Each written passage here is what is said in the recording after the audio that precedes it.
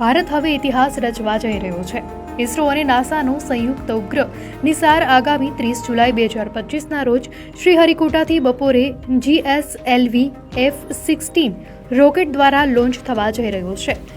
2392 kilo વજન ધરાવતો નિસાર પૃથ્વીના અવલોકન માટેનો એક અનોખો ઉપગ્રહ છે, જે પ્રથમ વખત નાસાના L બેન્ડ અને ઇસરોના S બેન્ડ એમ બે ફ્રીક્વન્સીવાળા સિન્થેટિક એપર્ચર રડારનો ઉપયોગ કરશે।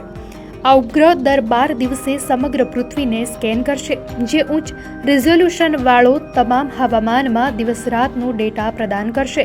તે પૃથ્વીની સપાટીમાં થતા નાનામાં નાના ફેરફારો, જેમ કે જમીનમાં વિકૃતિ, બરફની ચાદરમાં ફેરફાર અને વનસ્પતિની ગતિશીલતાને પણ શોધી શકશે।